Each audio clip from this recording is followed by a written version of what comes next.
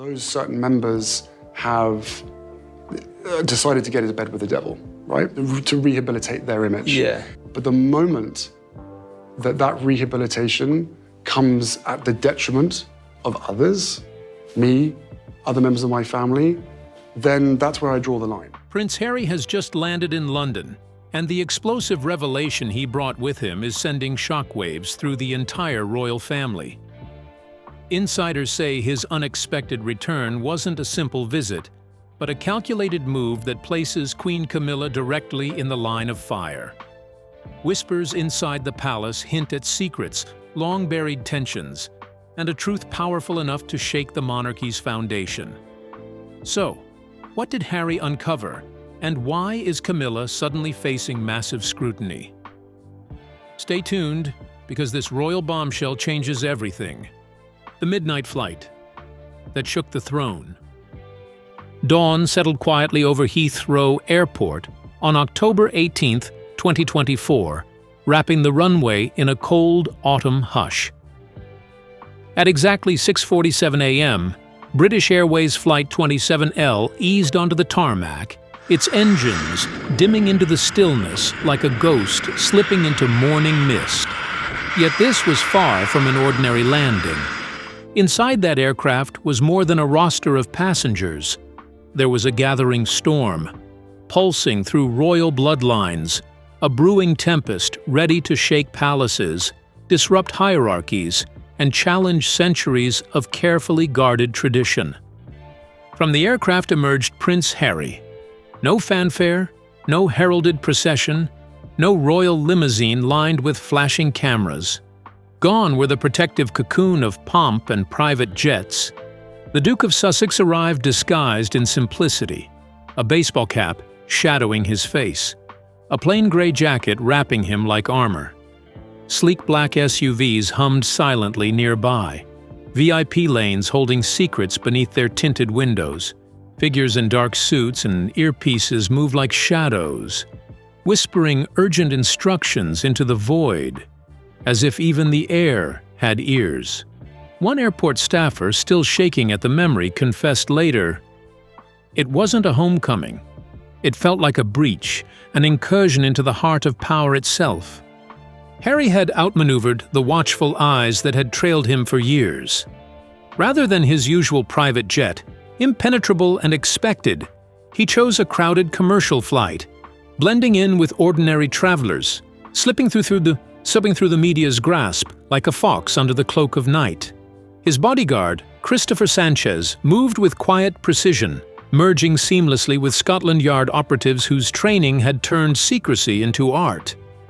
Every step was calculated, deliberate, rehearsed in shadows. Yet beneath the calm lay a tension that could ignite at any second. And yet, what weighed most was not the luggage of a royal traveler. Tucked discreetly among his belongings was a tiny digital recorder, modest in appearance, but monumental in consequence, a device holding words capable of toppling thrones, of exposing truths that centuries of careful secrecy had tried to bury. By 7:15 a.m., the first tremors of panic reached Windsor Castle. "The Duke is back," aides whispered frantically into phones, voices trembling with disbelief. King Charles's meticulously planned schedule was shattered as if fragile china had been struck by a hammer. A royal car raced to meet him, only to find Harry's resolve unyielding. "I'll drive myself," he insisted, slipping into a discreet Audi that glided into the streets like a phantom heading toward destiny. The palace guards exchanged tense, haunted glances. Threats of the past, distant and vague, paled against the immediacy of this intrusion, an upheaval not from outside enemies, but from within the gilded walls of the monarchy. Every whispered order, every anxious glance, seemed to vibrate with the knowledge that centuries of carefully cultivated image and authority might unravel in moments. As the sun slowly rose, casting golden light over Windsor's ancient spires, the monarchy braced itself for the consequences of an unscheduled return. The air seemed to thrum with electricity, a mixture of anticipation and dread. This was not a simple visit. It was a reckoning, a collision of past grievances, personal vendettas, and unspoken truths. In the hush of the morning, history itself seemed suspended, waiting to see whether the royal house could withstand the storm brewing quietly within one determined man. Even as he drove away from prying eyes, the message was clear. Prince Harry had returned, not to reconcile, not to follow, but to rewrite the narrative. The monarchy, poised between tradition and scrutiny, now faced its most personal crisis. And in those golden dawn rays glinting off castle turrets, the world realized that power, no matter how ancient, was never untouchable. When did Harry step away from England? Why did he leave? When did he first return? Let's delve into the details of Prince Harry's first return to Britain. Royal ties and personal paths. Prince Harry and Meghan Markle shocked the world in January 2020 when they announced their decision to step back from their roles as senior members of the British royal family. The move, unprecedented in modern royal history, was driven by a mix of frustration, anger, and a desire for independence. Both were deeply weary of relentless media intrusion, feeling that their every move, word, and even private moment was being scrutinized, misreported, or sensationalized. Compounding this was their growing frustration with Buckingham Palace, which they felt limited their ability to create and develop their own initiatives under the Sussex Royal brand. They sought to carve a path where they could contribute meaningfully, yet on their own terms without being constrained by centuries-old traditions or constant public speculation. Despite stepping back, Harry retains his royal title and remains fifth in line to the throne, a connection that continues to tie him to the institution he once served fully. Since moving away from official duties, Harry has made several notable returns to the United Kingdom, each trip carrying both public significance and private tension. One of the most talked about moments came after months of speculation regarding his relationship with his father, King Charles III. In a quiet and closely observed visit, Harry spent around 50 minutes at Clarence House, meeting with the king. The purpose of the meeting, though brief, was laden with emotional weight. It reflected not just familial ties, but the ongoing balancing act between personal loyalty, public life, and the duties of royalty. Harry's trips back to Britain often coincide with charitable and humanitarian efforts, underscoring the causes he is passionate about. On one occasion, he attended the Well Child Awards, an annual event celebrating children facing serious illnesses or disabilities. Demonstrating his commitment to supporting vulnerable youth, Harry also donated £1.1 million to a BBC Children in Need project in Nottingham, aimed at helping young people affected by violence. Beyond philanthropy, his returns have included legal matters, such as court proceedings regarding his security arrangements and actions against press outlets that he argues have invaded his family's privacy. These visits reveal the constant tension between his public responsibilities, personal safety, and desire to live a more independent life with Meghan and their children. Throughout 2024, Harry's engagements in the UK have been a mix of solemn remembrance and celebration. In August, he attended a memorial service for his late uncle, Lord Robert Fellows. While the Prince of Wales was also present, reports suggested that Harry and his brother, William, did not exchange words during the service, hinting at the ongoing complexities within the royal family. Earlier that year, in May, Harry participated in a commemorative service marking the 10th anniversary of the Invictus Games, the international sporting event he founded to honor and support injured servicemen and women. These appearances highlight the causes closest to his heart, supporting youth, military veterans, and the vulnerable, while also maintaining a public presence tied to his royal heritage. Harry has returned for deeply personal moments as well. In February 2024, he flew in for a brief 45-minute meeting with King Charles following the announcement of the King's cancer diagnosis, a poignant reminder of the fragile and ever-changing nature of family relationships. Similarly, he attended his father's coronation in May 2023, though notably without Meghan, signaling both respect and a continued assertion of boundaries. The couple had previously returned to the UK together for significant national events, including the Platinum Jubilee of Queen Elizabeth II in June 2022 and her funeral in September 2022, demonstrating that while they have stepped back from daily royal duties, they continue to honor the monarchy during moments of historic importance. Harry's ongoing ties to Britain illustrate the duality of his life, a man caught between loyalty and independence, public expectation and personal conviction. Each visit, whether for charity, commemoration, or private family matters, is layered with meaning, scrutiny, and emotion. Through it all, Harry continues to navigate a path that balances his heritage, his passions, and the life he is building alongside Meghan, striving to honor the past while shaping a future on his own terms. How was Harry's return perceived in the royal palace? What kind of atmosphere did he meet there? Let's find out. Whispers of dread in royal chambers. The air in Clarence's house felt heavy, almost suffocating, as the clock ticked past 8:10 a.m. Sir Clive Alderton entered with the weight of a storm cloud behind him. "Sir," he said carefully, "your younger son waits for you at Windsor." The words landed like a cannon shot. King Charles, still in his mourning robe, perched amid towers of red dispatch boxes, froze mid-motion. The polished composure that had carried him through decades of scrutiny faltered, cracking like ancient parchment. His chest tightened, breath catching as color drained from his face, leaving a ghostly pallor.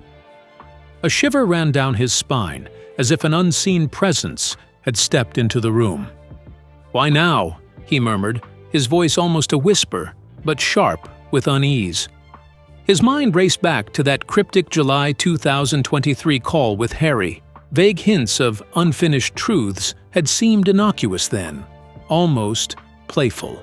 Now they felt like daggers, sharpened and aimed at the heart of everything he had built.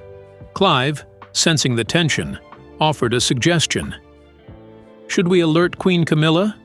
But Charles silenced him with a soft, commanding edge, a velvet blade of authority. "Not yet," he said. Those two words reverberated through the room, a tolling bell announcing something ominous. Silence fell, heavy and suffocating. For 20 excruciating minutes, the king sat motionless, staring past the dispatch boxes. Lost in a haze of foreign reports and half-formed fears, Camilla's presence hovered in his thoughts, a shadow that twisted with every heartbeat. What knowledge did Harry possess, and why had he chosen this exact moment, so cruelly close to the anniversary of Queen Elizabeth's passing? To reveal it? By 8:45 a.m., Charles's resolve hardened. "To Windsor!" he finally commanded, deliberately refusing extra guards. "This stays family." Every word was deliberate, heavy with unspoken rules. In the motorcade, tension clung to the air like smoke. Curtains were drawn tight, sealing them from prying eyes. Clive leaned closer, his whisper slicing through the oppressive quiet. "It's about Camilla." The king's jaw tightened, and the castle gates loomed ahead like a ravenous maw ready to swallow them whole. Inside Windsor, in the morning room bathed in deceptive sunlight, father and son faced each other. This was not a reunion. No smiles, no warmth. Only sharp, measured gazes, each reading the other for weakness. "You came unannounced," Charles accused, his voice steady but edged with accusation. "You'd have barred the door," Harry shot back, his tone carrying a mixture of defiance and inevitability. A thick silence descended, heavy as the fog rolling over the Thames. Harry finally spoke, his words cutting through the tension like a knife. "It's about Camilla, and what she knew before grandmother's passing. The revelation struck like lightning, and the room seemed to vibrate with unspoken thunder. Charles's grip on the armrest tightened, knuckles whitening. The air crackled with an electric charge, each heartbeat pounding like a drum in a silent hall. This was no casual conversation. This was the monarchy's most delicate heart laid bare, exposed to betrayal, suspicion, and the weight of secrets long hidden. Father and son were no longer simply family. They were adversaries in a quiet velvet war, each aware of the power and peril in the other's hands. The room's opulence, gold leaf, polished wood, sunlight refracted through stained glass, felt suddenly irrelevant, a fragile shell around a storm that could shatter everything. In that moment, the past collided with the present. Loyalty, love, ambition, and regret intertwined in a dangerous dance. Words were weapons, glances were strategy, and silence became a battleground. The monarchy, for all its grandeur, felt achingly human. Fragile, vulnerable, and electrified with the tension of truths finally demanded. No one moved, no one blinked. Only the weight of what was unsaid pressed down, filling every corner of the room. This was not history being made. It was history being confronted. What was Harry's mission in the royal palace? Which evidence does he have to back his claims? Let's dig into the details of the unearthed evidence. The tape that echoed through time. Rewind to the heavy, mist-laden afternoon of September 9, 2022, when the world had just learned that Queen Elizabeth had taken her final breath in the quiet solitude of Balmoral, the Scottish Highlands. Usually majestic and serene, now felt suffocating under the weight of loss. In the hushed stillness of Windsor's library, Camilla called Harry aside. Her posture was calm, almost elegant, but there was a tension in her eyes, a sharpness beneath the veneer of composure. "I need to tell you the truth," she said, her voice smooth, deliberate, and layered with authority. What followed made Harry's blood run cold. "I discovered Her Majesty's critical condition 6 hours before the official announcement, through discreet medical channels," she admitted, each word measured, almost rehearsed. There was no apology, no sign of guilt, only a faint flicker of pride as she outlined the steps she had taken. She described giving instructions to her aides to secure crucial documents, family secrets, and even succession plans at Clarence House. "Protocol," she insisted, though the word rang hollow. Harry could feel it. What she called duty felt very much like a quiet power play. Royal tradition demanded that all heirs receive equal notice, a safeguard against favoritism.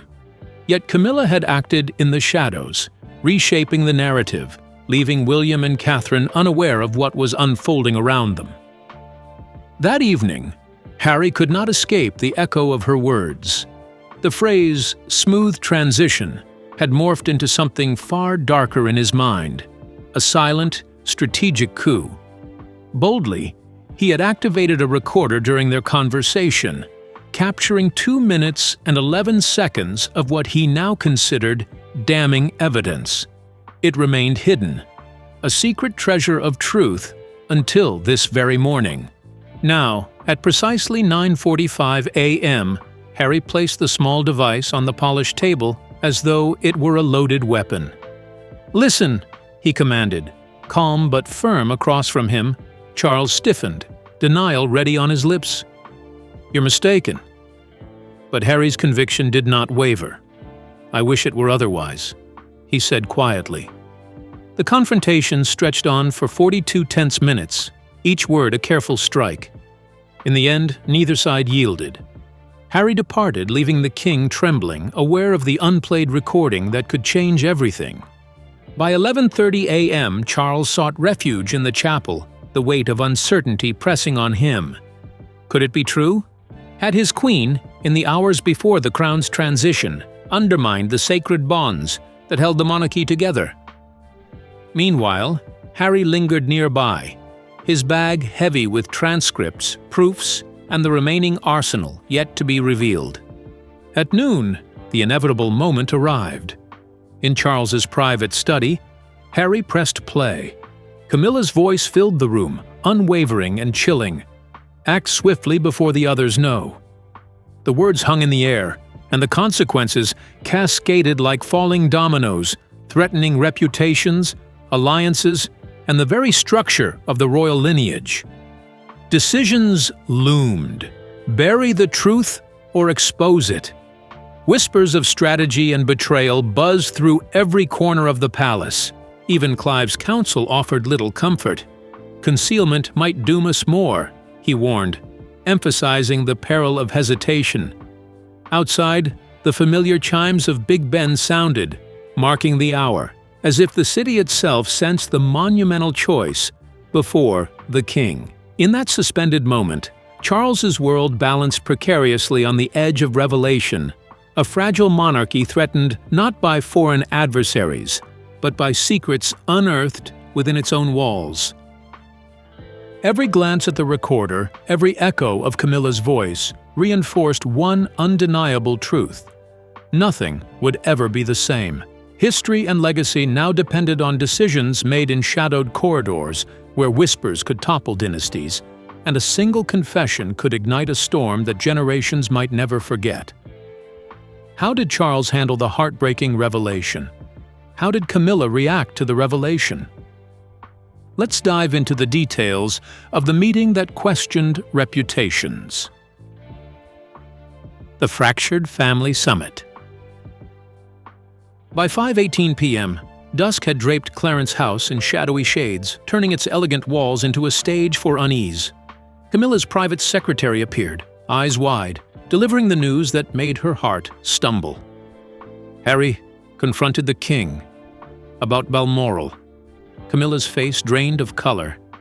Memories she had tried to bury, the whispered conversations, the tapes, the public whispers, rose like ghosts from the past.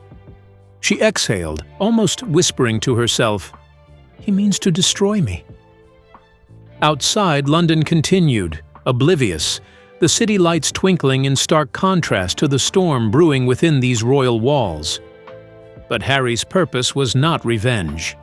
His mission was clarity, to shed light where shadows had long ruled. Yet his actions threatened the fragile image Camilla had spent years rebuilding, the careful balance from scandal to queenly composure. Panic coursed through her. She made call after call, summoning allies, crafting counter-narratives, all before the first light of dawn could touch the palace gardens.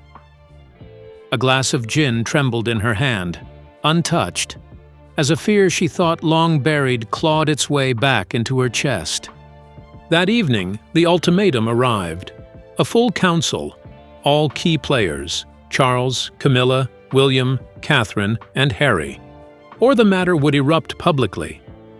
The meeting was set for October 19th, 7 p.m., in Windsor's Green Drawing Room, an unprecedented gathering that had not occurred in years. When the family assembled, tension vibrated in the air like a storm about to break. Charles spoke first, his voice pleading for unity, urging the bonds of family to hold. Harry, eyes steady, responded, "The truth deserves daylight." A recorder played, and Camilla's own words cut through the room, sharp and undeniable. Faces hardened. Catherine's controlled anger simmered beneath the surface, while William's fists clenched in restrained fury. "You stole our final moments," he accused, the echo of betrayal ringing through the chamber. Camilla lifted her gaze, unwavering, insisting, "I shielded the throne." Yet even as she spoke, cracks in the royal veneer became evident.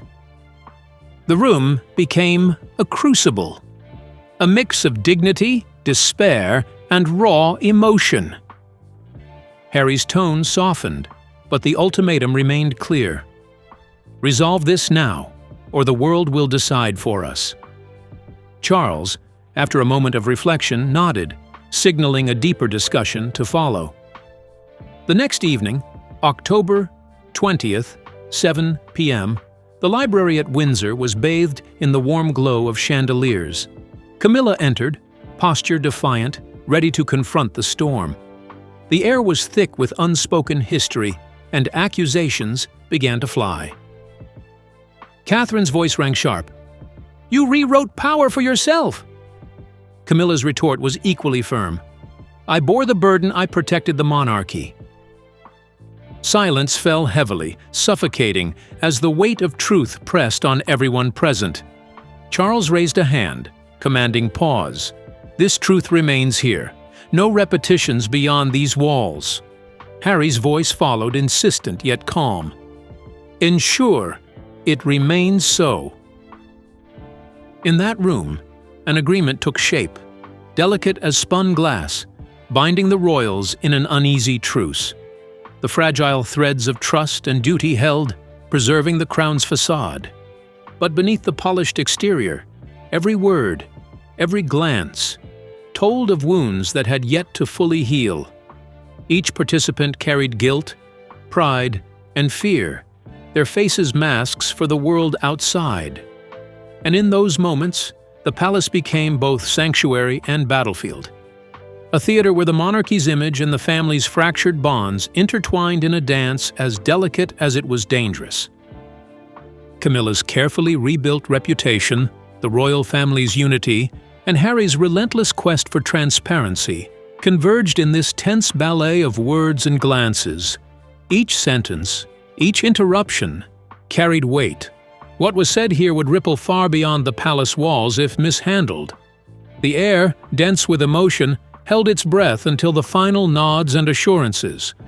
With the agreement in place, the immediate danger of public scandal was contained. Yet the echoes of this confrontation promised to linger.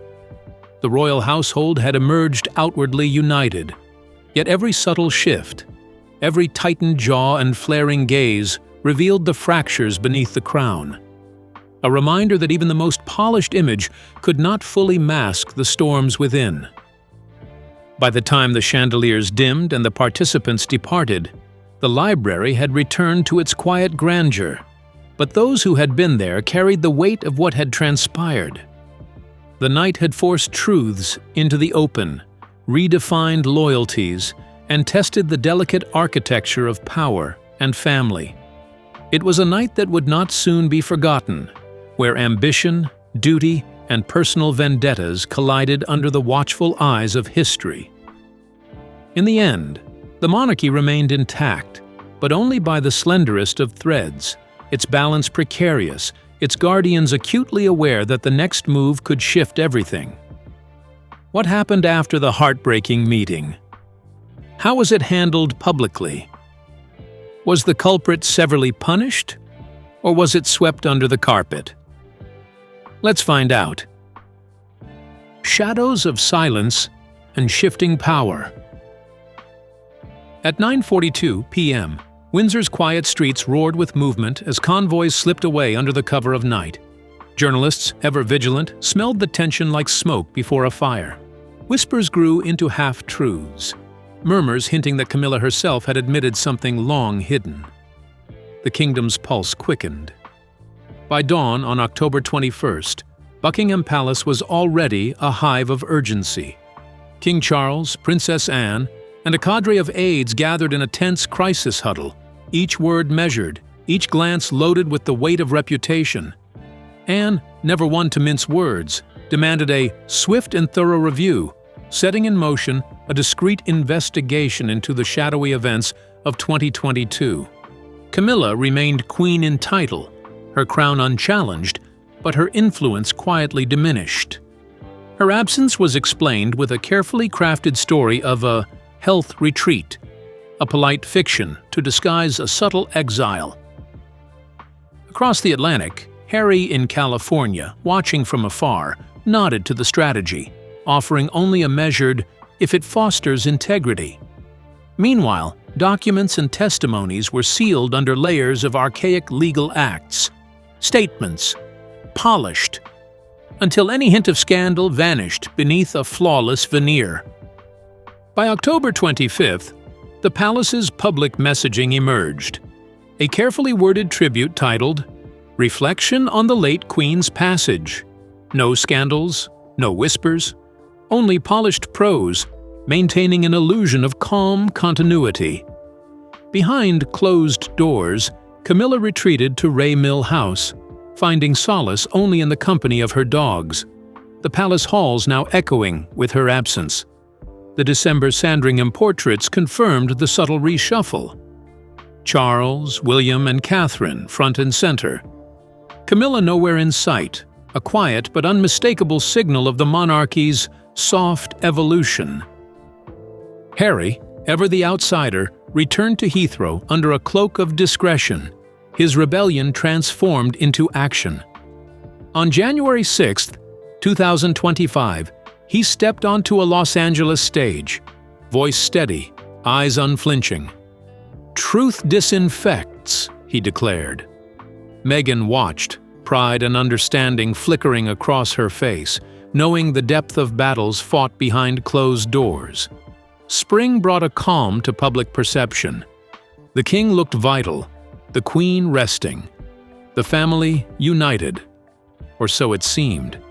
Yet in the palace's deepest vaults, room B17 held secrets untold, tapes and files waiting, silent witnesses to fractures the public could never see. The monarchy endured not through noble deeds, but through careful control, manipulation, and the artistry of concealment. Yet even as the surface shimmered with harmony, the tide of history refused to be fully tamed. Diana's legacy pulsed quietly in the airs, a reminder that truth has a way of slipping through the cracks. London watched in astonishment as one son, Harry, defied the unwritten rules, challenging the carefully maintained veil around his stepmother. In the silent corridors of power, Charles stood before locked doors, the weight of inevitability pressing down. The age of absolute secrecy was ending. The throne, once a fortress of untouchable authority, now rested on glass, beautiful, precarious, and fragile. One misstep, one tremor, and all could shatter Harry's voice. His actions became a constant echo, a reminder that the monarchy's survival no longer depended solely on appearances. The world could see the crown, but the shadows behind it were longer, deeper, and more alive than ever. In this evolving drama, power was never absent. It simply wore a subtler mask, and the echoes of the past promised that even a whisper could stir a storm. So, do you think there should be heavy consequences? Is the monarchy silently reinforcing silent coups? We would love to hear your thoughts in the comments below. Don't forget to like and subscribe.